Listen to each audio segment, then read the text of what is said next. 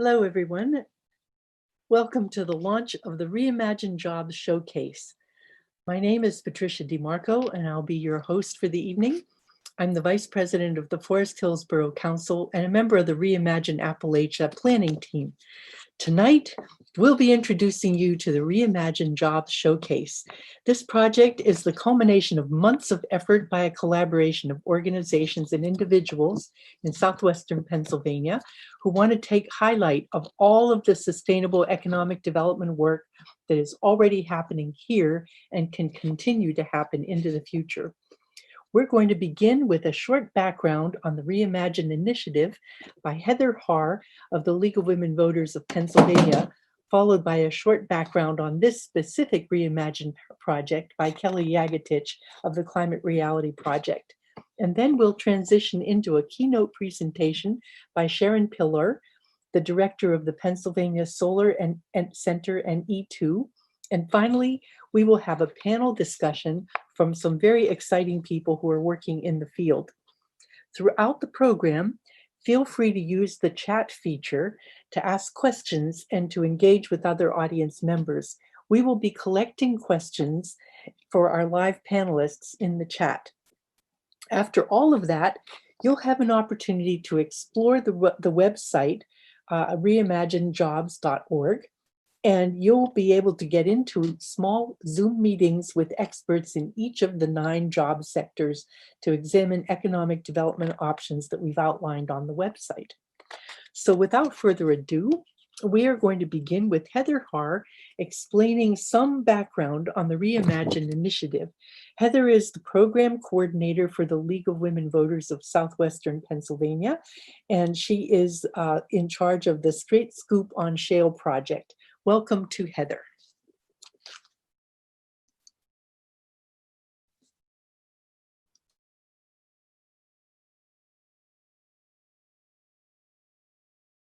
Welcome to the Reimagine Jobs Showcase. My name is Heather Haar, and I'm Project Director with the League of Women Voters of Pennsylvania. And over the past 5 years or so, the League of Women Voters of Pennsylvania has been helping people learn about and participate in creating environmentally sustainable economic development in their communities.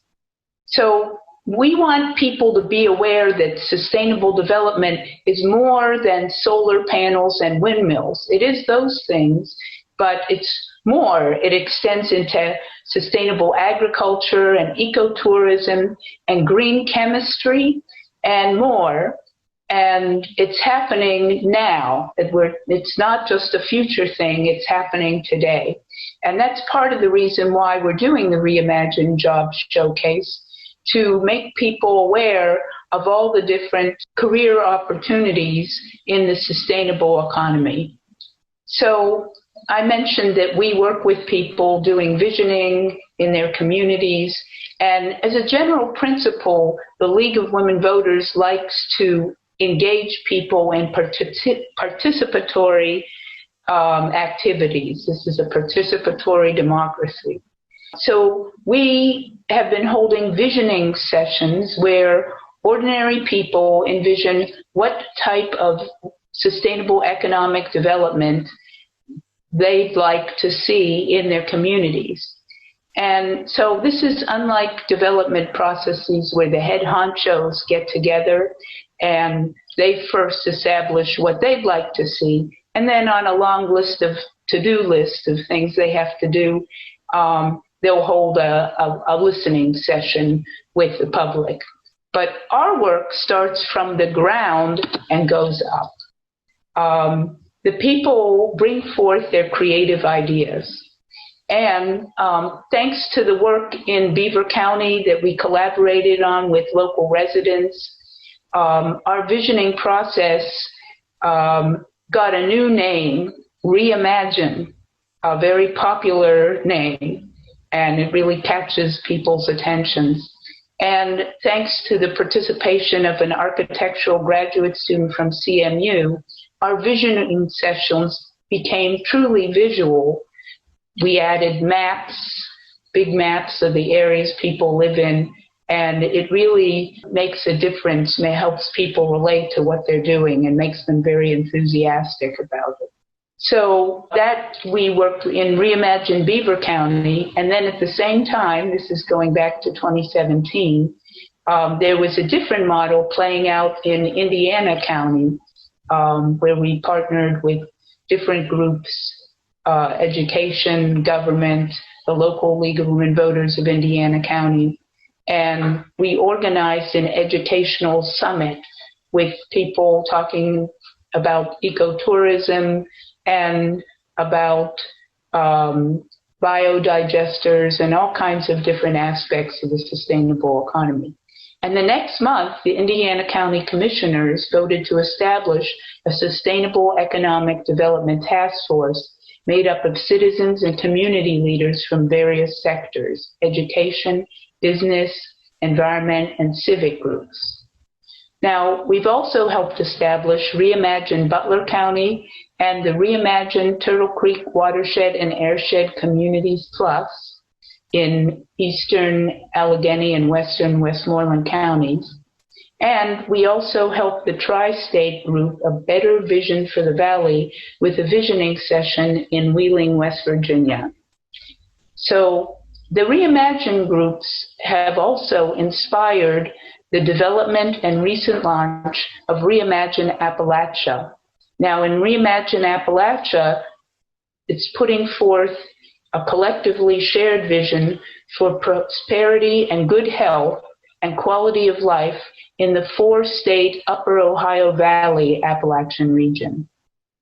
So if you're interested in having us work with your community to participate in planning and implementing the sustainable economy, please contact the League of Women Voters at info@palwv.org. That's info@palwv.org. I hope you enjoy tonight's program and enjoy exploring the Reimagine Job Showcase website after the event and over the coming year. Thanks. Thank you so much, Heather. That was really wonderful. I know that the Reimagine process has made a lot of people in our region feel empowered to take charge of their own future and their own fate. And we're going to hear some more about that right now from Kelly Yagatich about the background on the Reimagine Job Showcase project. Kelly is a regional organizer with the Climate Reality Project. Welcome, Kelly.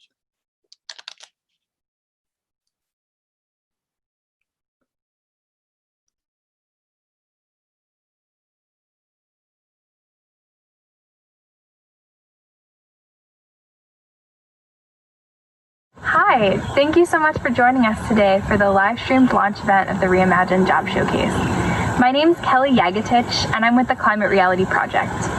I am part of a coalition of groups and individuals who have spent the last several months working to make this job showcase a reality. And I'm super excited to have the opportunity today to tell you a bit more about how this came into being and how we hope that you'll be able to use it moving forward. So before I dive into that, just a little bit of background about me is that I've lived in Southwest Pennsylvania for my entire life, as have my parents and my grandparents. Those of us who have lived here for generations deeply understand the historic and cultural importance of our region's blue-collar workforce. And with the decline of industrial manufacturing in the late 20th century, we saw the impacts that the closing of the steel mills had on our regional economy, and we still see the impacts that they're having today. So with this Reimagine Job Showcase, our goal is to imagine a different future, one where we build upon the legacy of our ancestors and leverage our collective talent and ingenuity to build a better world. One where we think about rebuilding our infrastructure, where we think about updating our energy grid, one where we think about sustainable transit or sustainable agricultural practices, and most importantly, a world where we center community voices at the head of the table. All too often we're told that the things that we want to see aren't feasible, they're not realistic, they push back against the status quo just a little bit too much. We're told that our visions jeopardize the lifestyles and the prosperity of our families and our neighbors' families. this myopic dichotomy between family-sustaining jobs and a clean, healthy environment to raise our children is nothing more than fear-mongering. And with this showcase, our goal was to highlight some of the great work that's already happening in our region to advance us towards a more sustainable 21st century economy. So what we did was we identified 9 sectors of sustainable economic development. We have sustainable agriculture, sustainable transportation, sustainable construction, green chemistry, grid modernization and broadband expansion, recreation and tourism, renewable energy, union labor and workforce development, and land reclamation. And for each of these sectors, we found somebody from a business, an organization, or an institution who's already doing that work to give a short overview video that's posted on our website. And in each of these videos, those experts talk about job opportunities, they talk about what's happening in that sector, and help you to learn a little bit more about how you can get involved. And then we went and we spoke to different businesses, institutions, and organizations who are part of the sustainable economy, who are already doing this. And we got them to agree to post links to their websites and job opportunities on our site. So you can go and explore all of these different businesses and organizations and institutions who are doing all this great work and learn more about how you can get involved, maybe get a job or an internship. And so the purpose of this is really to highlight that these visions that we have that we're told are unrealistic or aren't feasible, they're already happening. And with the proper investment and the proper encouragement and the proper community voices at the table leading the charge, these things can become a reality. We don't have to choose between a family-sustaining job and a healthy, clean environment to raise our kids. That's not the way this works. And so the Reimagine Job Showcase is really us trying to help our community, help our neighbors envision what our regional economy could look like if we had a different vision, if we reimagined the way that things worked, and if we built upon the hard work that we know our people can do. And so, again, I'm super excited that you're here for this launch event, and I'm super excited that you're checking out our website, and we hope that we'll continue to reimagine our region's future together. So thank you. Wow, I feel empowered, don't you? This is really, I think, one of the most important things about the Reimagine Showcase is it allows people to visualize the jobs of the future today. And this is really important because we're already in the transition to a new, better future where the environment and the jobs work together and are not mutually exclusive. So to amplify on this concept even more, it's my great delight to introduce you to our keynote speaker, Sharon Pillar.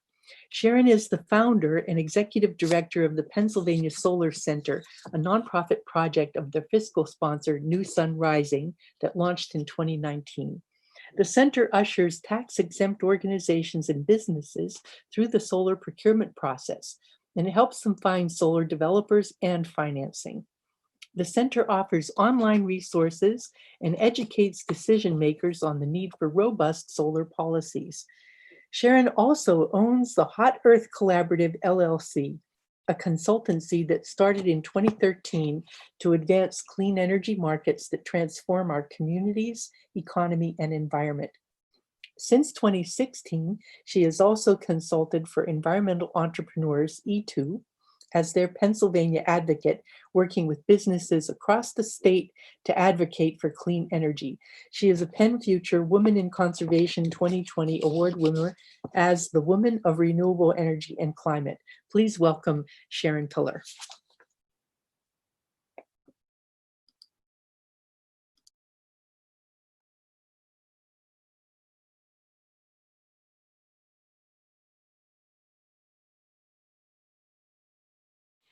Hello, my name is Sharon Pillar. I'm the founder and executive director of the Pennsylvania Solar Center, and I also work with an organization called E2, or Environmental Entrepreneurs. And I'm very excited to be here with you and with the Reimagine Beaver County Jobs Showcase this evening. This is a very important time to talk about economic redevelopment and how we can do that in a sustainable way. It's kind of our little redo opportunity to get things right this time, or actually just to change kind of the way we look at things. So I'm going to dive right in, and if you'll just bear with me for a moment, I'm going to share my screen. So as I mentioned, I think this is I really applaud the Reimagine Beaver County group for going down this road, and they've been doing this obviously for a number of years, but exploring what this means to combine economic development and sustainability, because we really need to have both of those pieces in order for this to work. And to create sustainability, to have economic health along with the health of our physical health, and also just the health of well-being, and which includes creating a just and an economy that works really for everybody.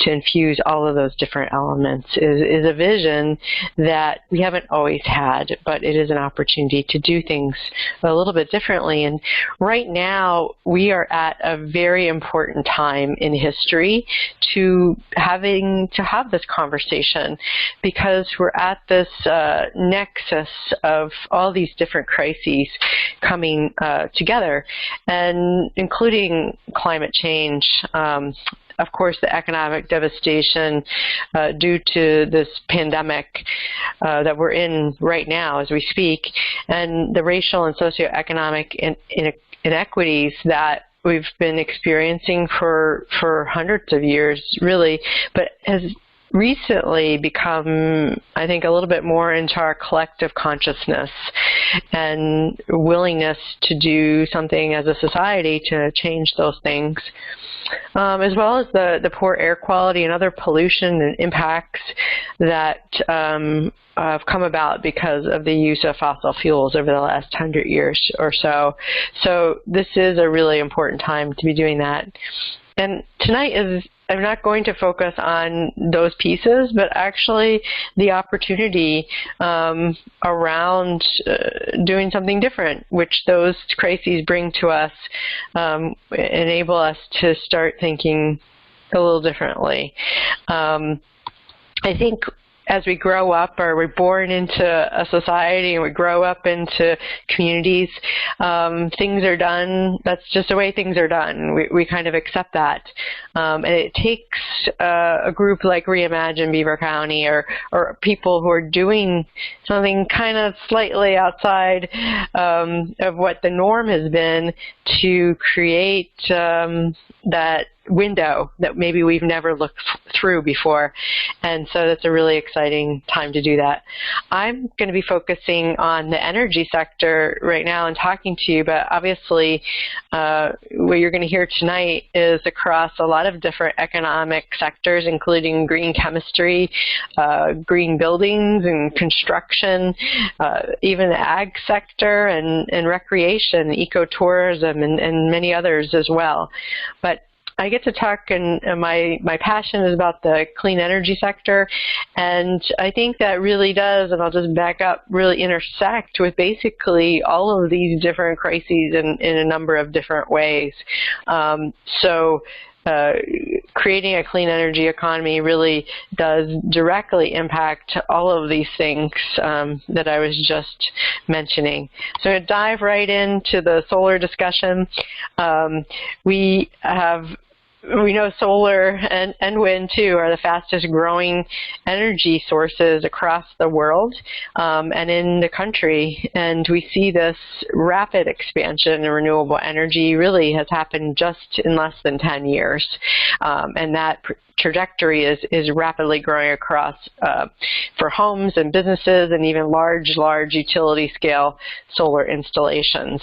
And we've seen this because of the rapid decline, a 70% decline in the cost of the technology, and of the increase of the efficiencies of these technologies as well have enabled this to happen. Obviously, the energy source with renewables, the energy sources are free, so once we pay for the technology and figure out how to do that up front, we've got clean energy for many, many years to come after that technology is deployed. We've seen a similar trajectory in Pennsylvania. At least it looks the same. It's not as robust as we would hope it would be, but we do have about 26,000 solar installations and almost 500 megawatts of solar in Pennsylvania, and that's happened, as you can see, same trajectory really since 2010, and a big jump even in this past year. But if we look at that in comparison to neighbors or states on the East Coast, we really are falling way behind, and you can see that from the left. But if you even look at on a per capita basis, we're even in a worse situation, which is unfortunate because Pennsylvania is a large state. We've got a large number of people, and we also export about a third of our energy that's produced in Pennsylvania to neighboring states. So we're really missing an opportunity here to generate clean energy in a much bigger way. And you can kind of see why we are in the situation that we're in. It's really based on state policy, and we're falling behind. Look at most of our neighboring states, where we're at 8% goal by next May 2021, and look at all of the states, and even up in Canada are way ahead of us. So we've got a ways to go here.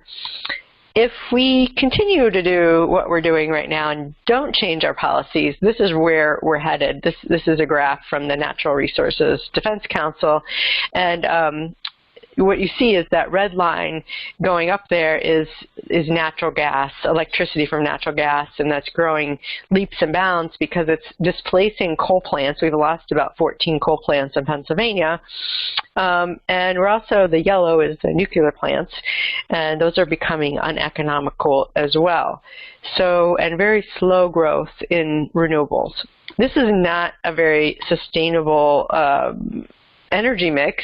Having a more diverse energy mix is more sustainable. It also creates a more reliable grid for both just technological aspect, but also from for all of us who have to pay for that electricity.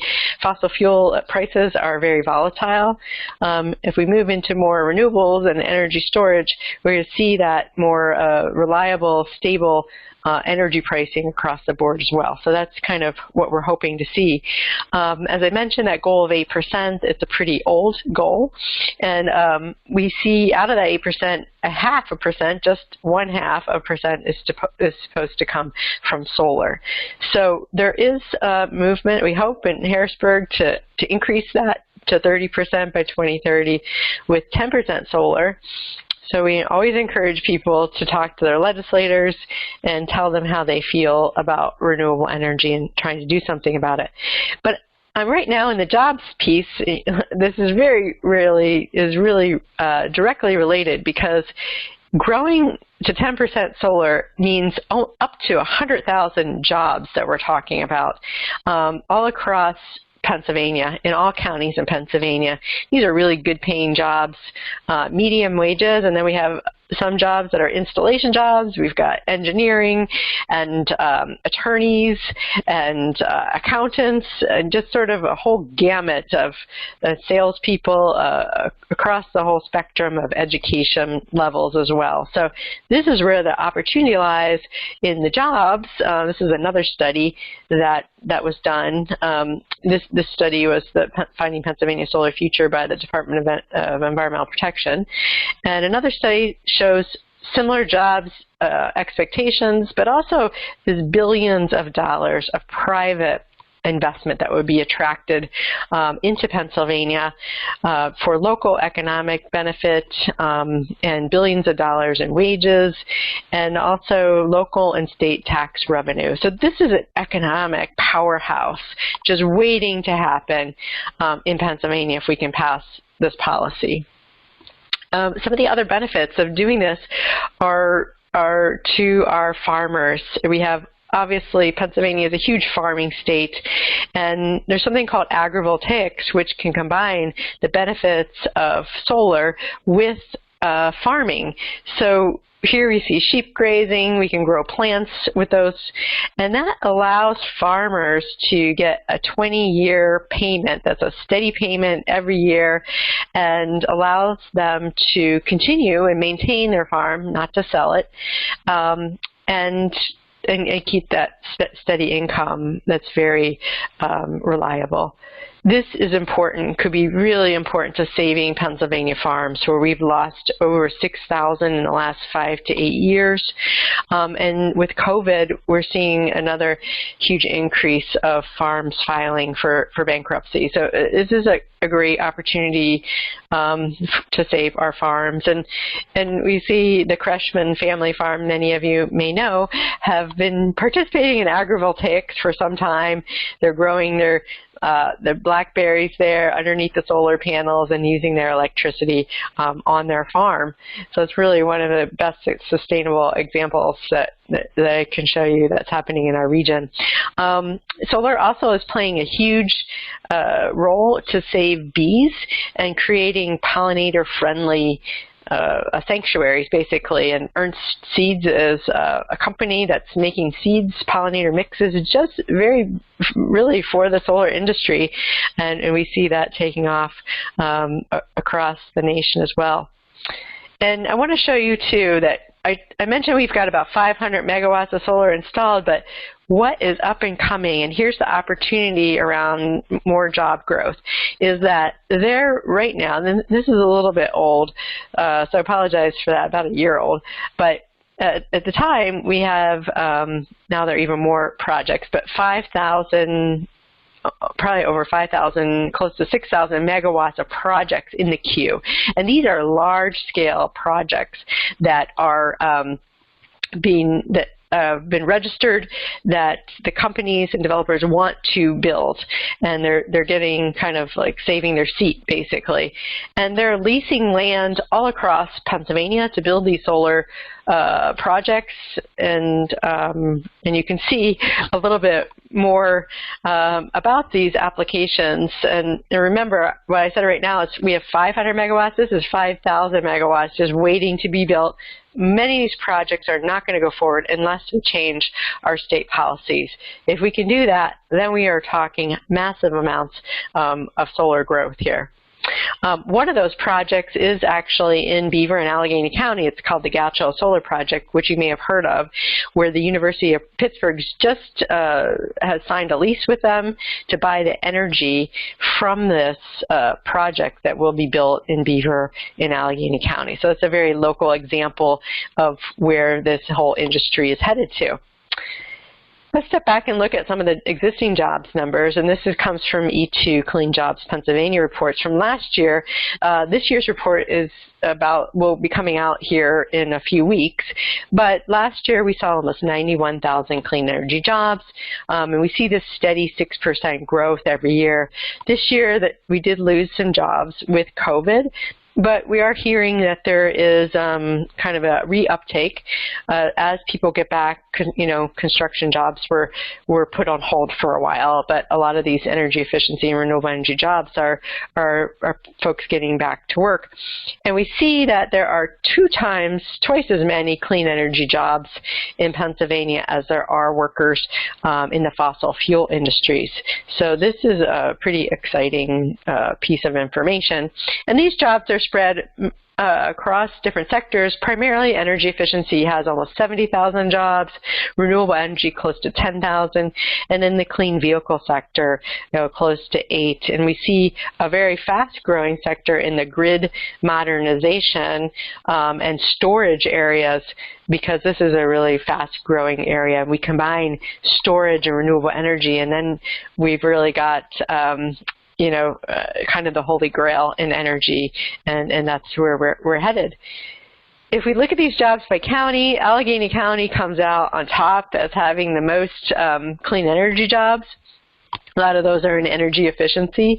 And then 20% of the jobs across Pennsylvania are in Western Pennsylvania, with 7 Western Pennsylvania counties leading in the top top 20 counties, including Beaver, who's coming in as number 20. So these jobs are here. It's just a matter of growing them. And I did mention the electric transportation sector. This is from a different report from the Advanced AEE organization, Advanced Energy Economy. And this report, I just pulling out one piece of it I thought was interesting because this crosses a number of sectors. If we can retool a lot of our existing, we have a lot of electrical component manufacturers in Western Pennsylvania and in Pennsylvania, and some of those could be retooled to make components for the electric transportation, but also smart grid and renewable energy and energy efficiency sectors. And that is an opportunity for huge growth and jobs if we can do that beyond some of the job numbers that I'm already showing you. Some of these jobs are already in existence with BERNER Industries making those air curtains. When you go into a building and the air blows in you, it keeps warm air out, cold air in the summer, vice versa in the winter.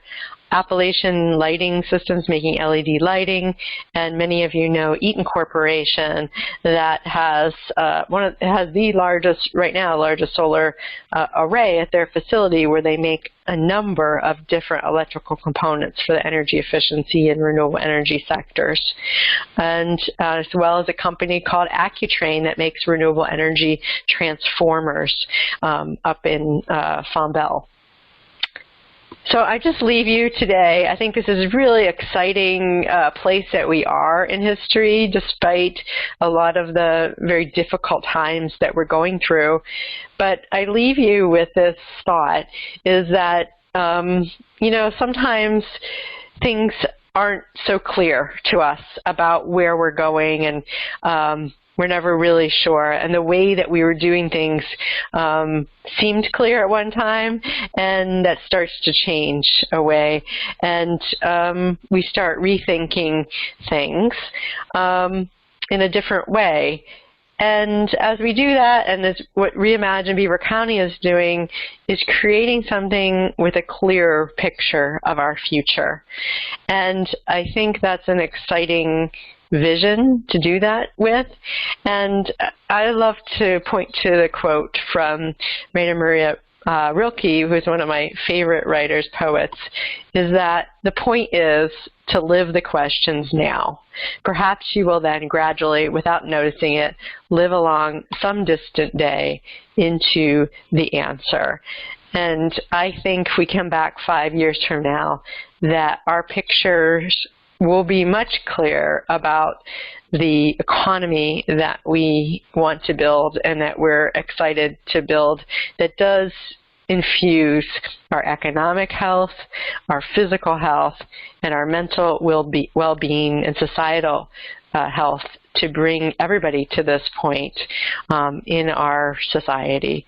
So I welcome you and applaud you for going on this journey tonight, but even beyond this. And thank you again to Reimagine Beaver County and all of your partners. Take care.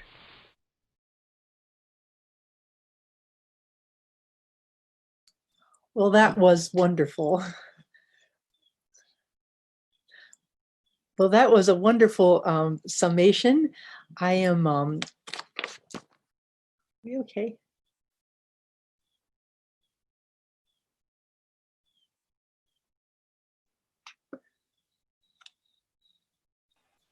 We're just introducing the panelists here. Okay. All right, go ahead. Okay, well, that was a wonderful presentation from Sharon Pillar. I feel like we really are in the middle of a transition to a more just and exciting time. And now we're going to look in more detail at some of the kinds of jobs that will happen in our new panel discussion.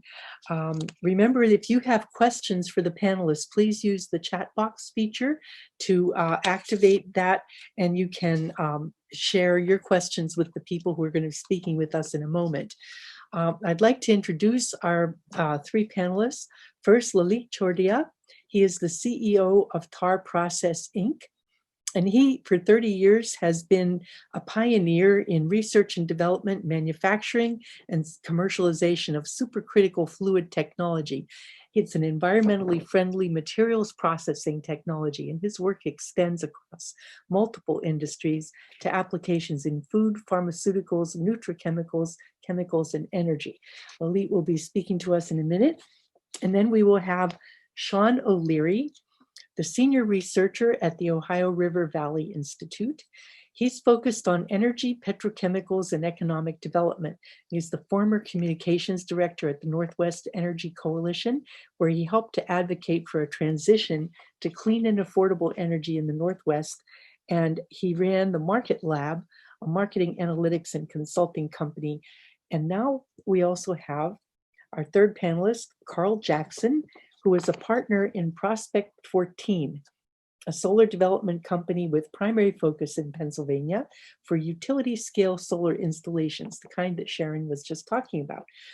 They believe that solar energy is a key to the global transition to clean energy, and they look for attractive sites for solar energy and increase the prospect of a solar energy future. The 14, well, that's the atomic number of silicon, one of the most commonly found elements in the earth. So please welcome our panelists. Okay, how do I get to see them? Okay. Panelists, you can I'll make your cameras visible. Yes.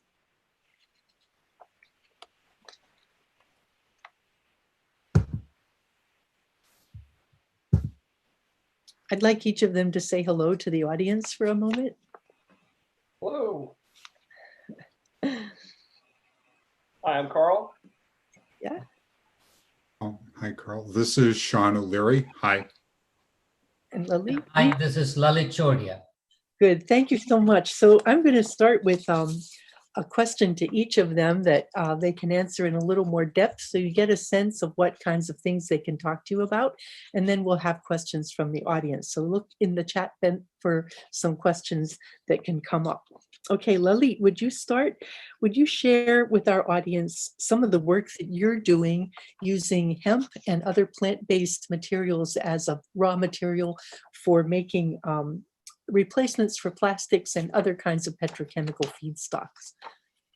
Happy to do that. Thank you. I'm indeed grateful and for you to invite me here today. Let me give you a little background on Thar. We have a company that's been specializing in green technology long before it's been fashionable to talk about green technology. We use carbon dioxide. It's a waste gas. It's a net zero global warming potential, zero ozone depletion potential. It's physiologically compatible. It's inexpensive, lots of benefits, and we use that to do a number of different things. First and foremost, we use it to extract nutraceuticals from plant material. And what I mean by that is if you have vitamin E in, let's say, tomatoes, we can extract that. If you're looking to extract CBD from hemp, we can do that. Or if you're interested in extracting the specialized fragrances that Louis Vuitton and Christian Dior, they're all using the supercritical technology to do the extraction. So we have lots of applications in the whole chemistry area, but we also use CO2 in multiple other areas, one being for capturing thermal energy from solar panels, so concentrated solar thermal. We're also looking at replacing water in a steam cycle with CO2. It's called supercritical CO2 Brayton cycle, and it's more efficient and it's a smaller package, driving the cost down to producing electricity. Or if you're in HVAC, we use CO2 in the HVAC, so we don't have to use ozone depleting chemicals, and CO2 can be excellent to do both as a heat pump to provide heat and as also chilling to provide cooling. So lots of application. Thar process today is the leader in CBD extraction in the United States. We do that in RIDC Park, and we have a GMP facility, which is a FDA certified facility where we take the biomass, extract it, and we take CBD and the various compounds and then fractionate it further to produce THC-free CBD, which we sell in bulk to other people. That's as short I can get today. Very good. All right. So we have also a discussion with Sean. Sean, would you want to tell us a little bit about, as you look at the economics and finances of the whole spectrum of the energy industry, from petrochemicals to efficiency, where do you see the greatest opportunity for stable jobs in southwestern Pennsylvania? Yeah, well, thanks, Patty, and thanks everyone for being here. Yeah, I do kind of sit at the intersection of job opportunities as they come from different aspects of the energy economy. And the thing that's distressing to me, of course, is that given how heavily policymakers and other leaders in our states and communities have focused on building economic development strategies on the back of fossil fuel industries, particularly natural gas and petrochemicals, the fact is that the prospects for significant job growth stemming from those efforts isn't great. And I realize that's a somewhat surprising thing to say in Beaver County, where we have the Shell cracker plant going up. But of course, we know that the many construction jobs associated with that plant are going to evaporate once construction is completed. And more than that, the greater concern is that the promise of that plant, which will employ somewhere around 600 people eventually, is really in the downstream jobs. We've heard about plastics manufacturing and other forms of manufacturing, but unfortunately for the Valley, economics are mitigating against that kind of downstream expansion. And that's primarily because 90% of the growth in petrochemical demand is happening in places other than North America.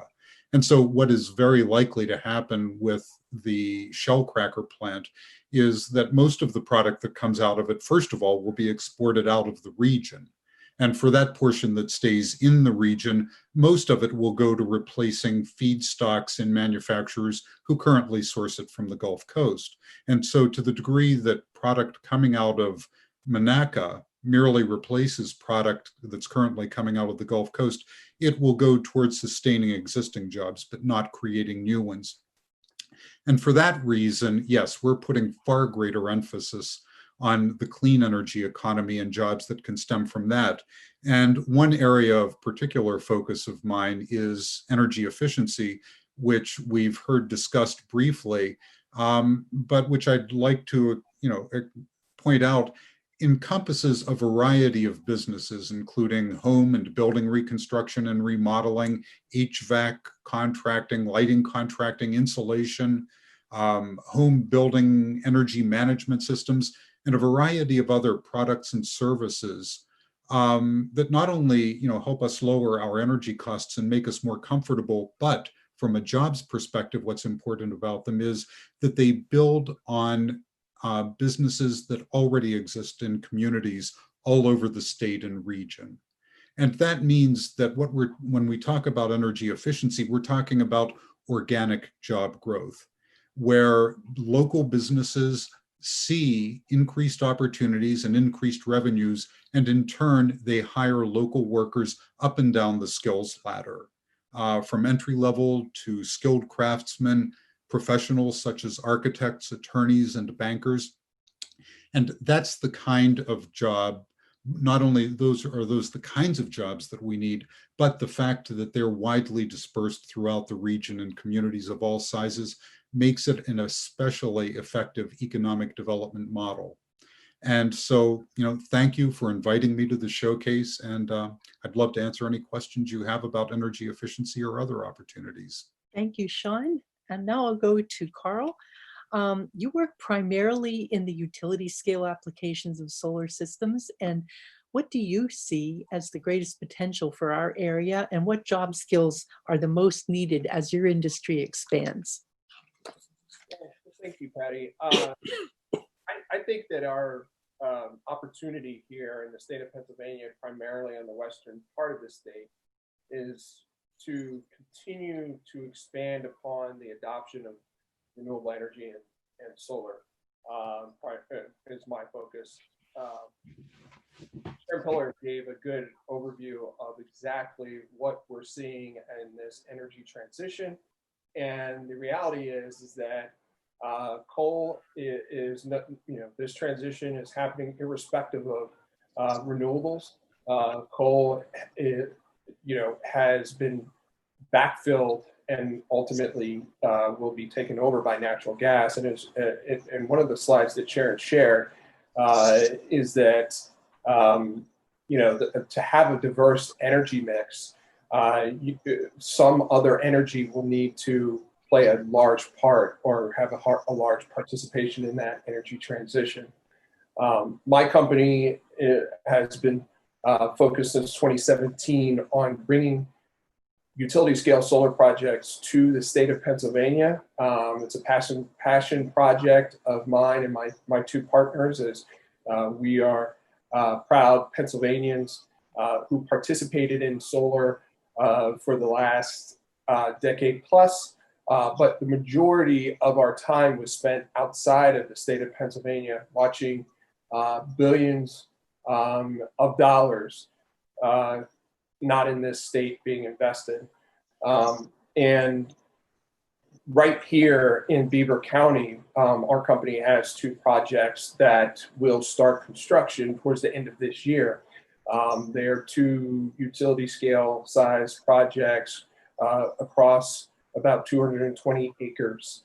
And by solar standards or utility scale solar standards, that's relatively small, given the fact that in parts of the country you have system sizes that are 10x that and sometimes 100x that. So the reality is that in the state of Pennsylvania, given the lack of solar development and the lack of progress so far, given that just some of the neighboring states like New Jersey, Maryland, Virginia all have very explicit renewable mandates or goals to the tune of, in comparison, of 400 megawatts here in the state of developed solar or delivered solar.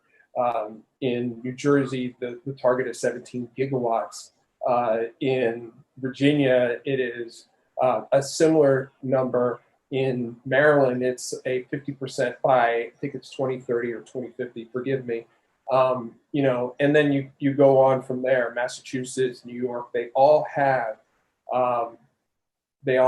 solar mandates and renewable mandates encompassing offshore wind and a few other initiatives. So when I think about Beaver County and other related counties and townships, the opportunity is pretty significant. As we all know that farmers have been inordinately affected by some of the trade tariffs and just the impacts of COVID-19, and they are, along with some others, are some of our largest champions of renewables, primarily because their family farm no longer has to go to another bidder or to another something that they never thought that they would ever be in a position to do, which is sell their farm. And what we offer local farmers is a long-term lease. Sometimes we'll buy their land, but in most cases, I would say over 85% of the time, we're leasing that land and giving them a 3 to 4x return on or increase in what they would get from their current crop.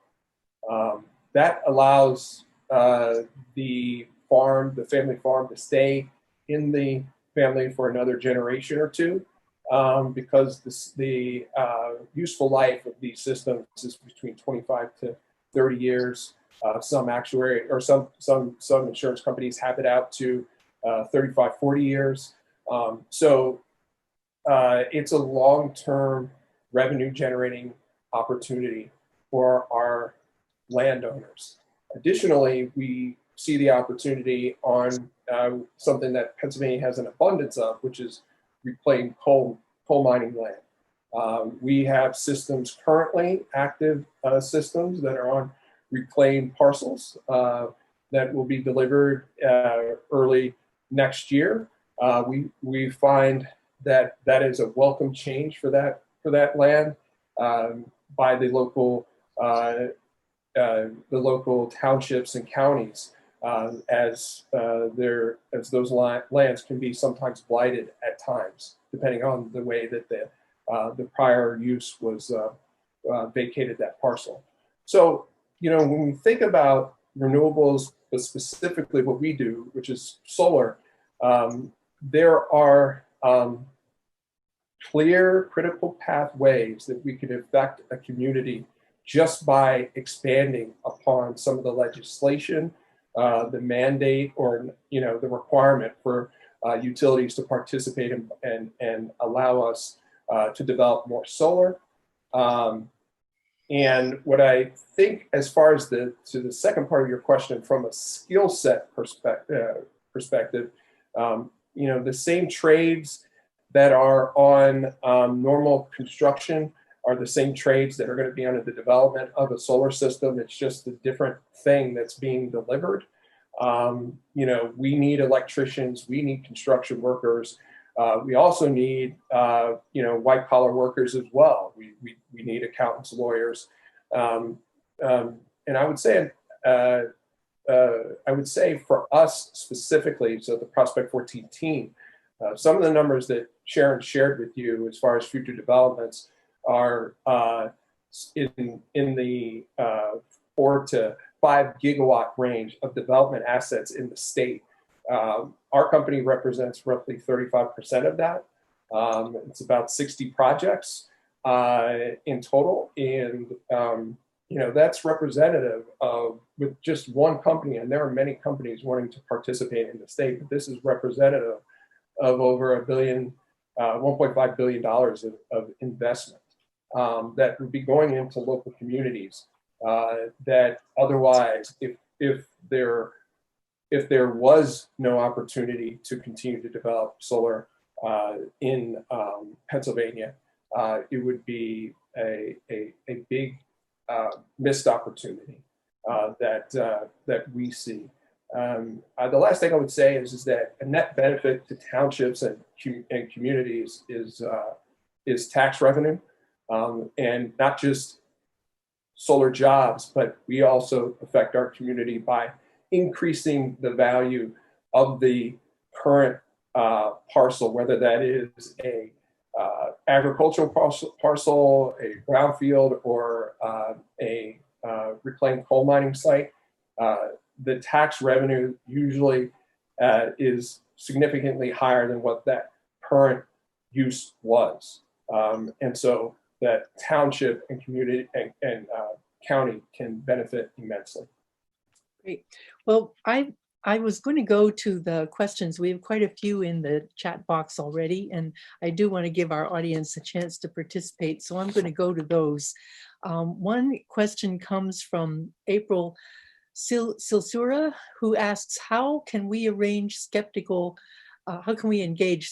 elected officials and trade unions? It seems like the gas industry has done a good job of convincing everyone that they're the only game in town. So I want to ask you each in turn to address that. Lalit, would you start? What can we do to help people broaden their expectations of jobs beyond just the gas industry? Well, we are in a renewable energy or the sustainable development. Our company in the last 2 years has grown from about 23 people to about 123 people. And we have jobs in every field. We have mechanical engineers, chemical engineers, we have chemists, we have mechanical technicians, electrical technicians, and of course, all the G&A accounting people and whatnot. So I do believe that if we target appropriate technology, we can grow this industry in Pennsylvania. And in this area of supercritical fluids, we are the world's leader. And we have started moving from Pittsburgh to Europe. My president was in Europe this past week, believe it or not. And we are setting up our office over there and expanding over there so we can make it in Pittsburgh and sell it all over the world. So I'm fairly optimistic that across the board, if you're in the right sustainable business, everybody values sustainability. We can sell all over the world. And remember one thing, Made in USA is still a great brand name. That's true. So I think I wanted to ask each of the others too about that. How do we combat the apparent inundation of the gas story when we're trying to convince elected officials and basically people about the value of the direction that we're going with renewable options? I'd make 3 quick points. Yeah. The first one is that the natural gas economy has been immensely disappointing with respect to job creation as compared to what we were told it would be. And I don't think it hurts to point that out. But I also want to go to something that Carl said in his comments a few minutes ago. The first part is that when he mentioned the new income streams that are generated by new renewable resources, not just for tax revenues for counties, but also for property owners. These are significant resources when we're talking about royalties, property taxes, and a variety of other sources that stem from clean energy development. But the final point that I would make, and perhaps the most important one, is if you're trying to convince local policymakers and local people from the business community, is what I emphasized before about energy efficiency. And that is that whereas we can go out and chase smokestacks trying to get more crackers into the region, the more effective tool for economic development is to do things that enrich current businesses and build on the foundation that they've already built. And when you invest in energy efficiency, that means more revenue for your local HVAC contractors, your local lighting contractors, your local home and building maintenance companies. And so one of the most effective things that you can do politically is go to people who are in those businesses, the owners of those businesses, and educate them as to the opportunities that exist.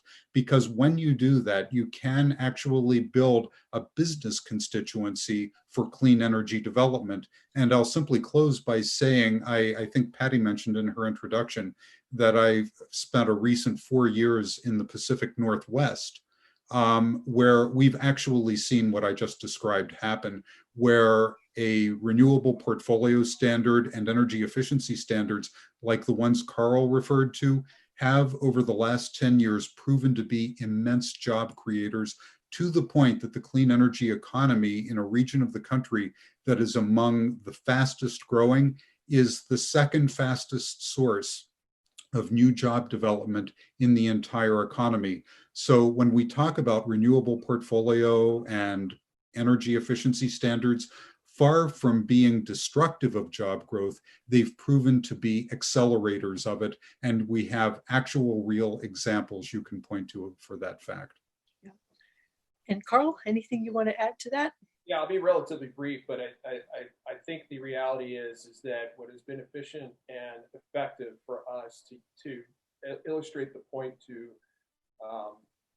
skeptical local policy makers is to show them a chart of what the investment can be. What we did with some of our projects in conjunction with some other developers is put together an aggregated view by township of potential investable dollars in their local residents. That rolled up from lease revenue to tax revenue to potential job revenue or job participation. And when we did that, and we had some Republican congressmen, state congressmen and senators review that, there was a aha moment because there, when we think about green, a lot of times people do not assign any sort of dollar value to that. And unfortunately, even though it's the right thing to do in many respects, having a future vision of a world that actually, is on top of its pollution makes a lot of sense to a lot of people. But from an economic perspective, the initial thought process is just to turn your ears off because it's not really driving anything and there's no forcing function. So the forcing function we've used in the past is showing them on a super local level what that investment can look like. Additionally, having some of the most effective thing is to have some of their own constituents, some of the landowners that we engage with, or in energy efficiency thought process would be to have some of the local business owners, speak to or write letters or have a meeting with them to show that with that local politician to show them that there is a significant value that this economy can create, and it is an economy. It's not just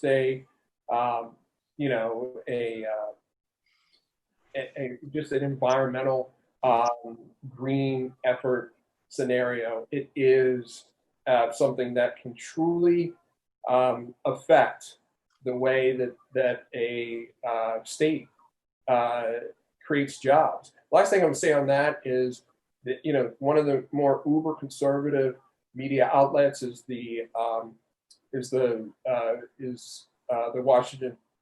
Wall Street Journal, and they put out earlier this year that the energy transition from traditional brown power to a mix between natural gas and solar solar and wind would be a $17 trillion market.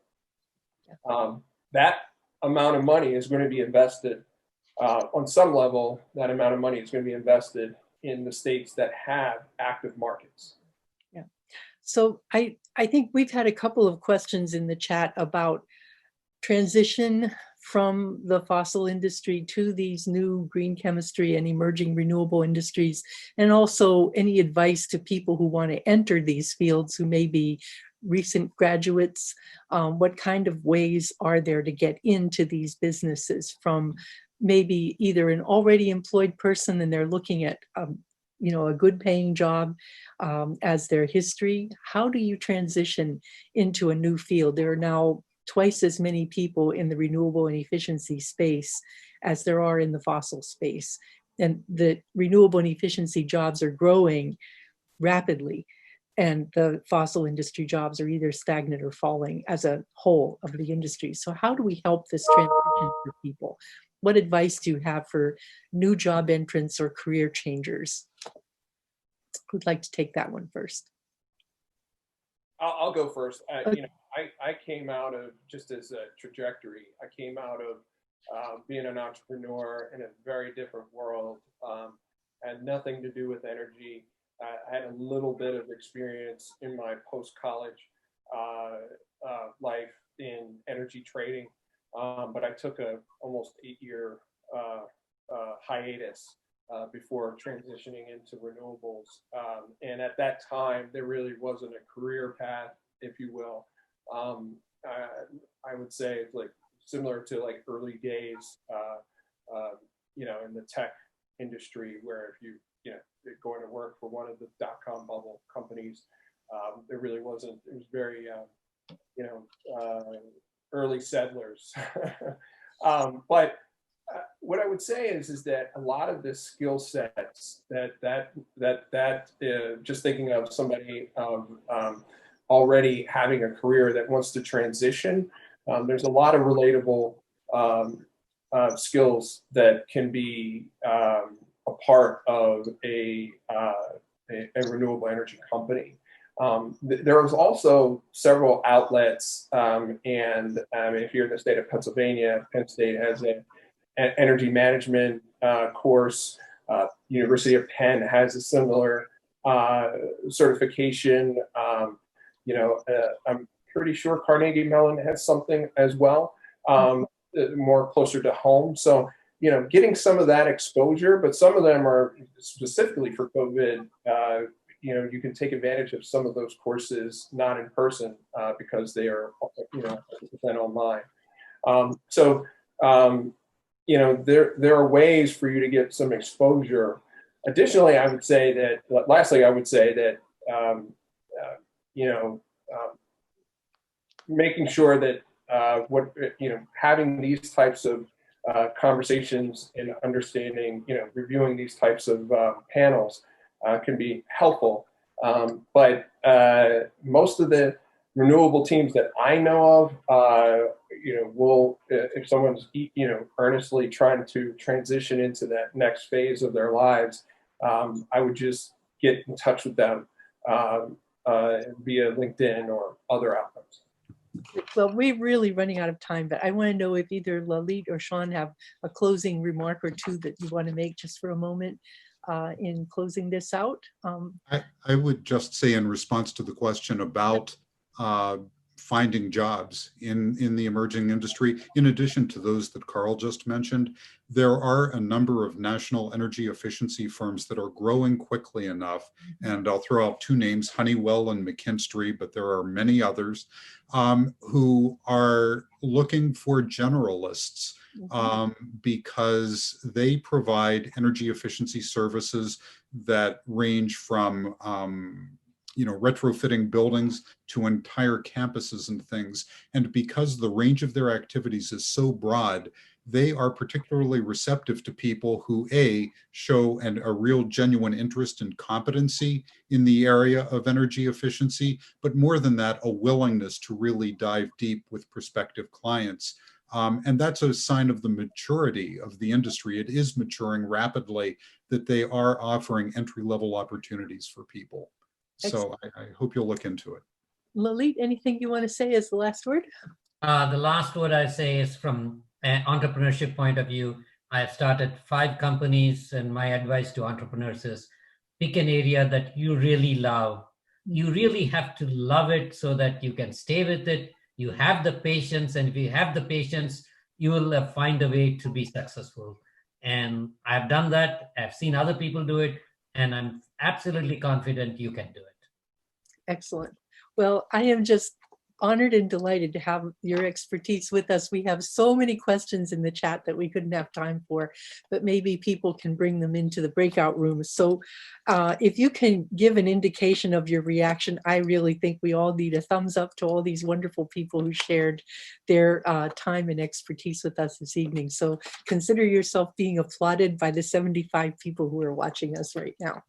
All right, so now we're going to transition to the portion of the program where you're going to be able to explore our new site for yourself. So you can go to www.reimaginejobs.org, www.reimaginejobs.org, and you'll be able to find information there about employers in our all of our sectors of sustainable economic development that Kelly had up on the board earlier. And for each one, there's a short video explaining that sector, and you can click on the tab that says breakouts and find links to various Zoom rooms with a different sector experts. And these meetings will be open from now until 9:00 p.m. and are a chance for you to interface with experts in each of these sectors. You can also find links directly by going to www.reimaginejobs.org/breakouts. Feel free to visit several meetings if you're interested in more than one topic, and they'll be open until 9:00. If you have any questions about careers in any of the sectors or just want to network, please jump into those meeting rooms and talk to the experts that are assembled there. We hope that you'll continue to use this website as a resource moving forward and share it within your own networks. Come back frequently as we update this information. And thank you for joining us today as we begin to reimagine our journey into a better future, a more robust future, a more equitable and delightful future. I think we have the power to make our future better than our past. And I think we're well on the way to getting there. Thank you so very much.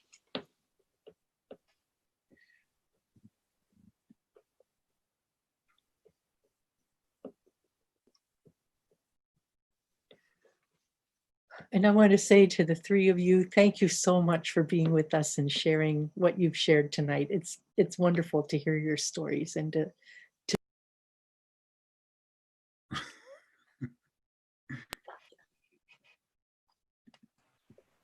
Sorry, Patty, finish that thought. I did. Oh, but I accidentally muted you. I'm sorry. Oh, I just was thanking my colleagues here for sharing their stories, and I look forward to catching up with them in detail later. Super. Thanks, everybody. See you in the breakouts. Yeah. Bye.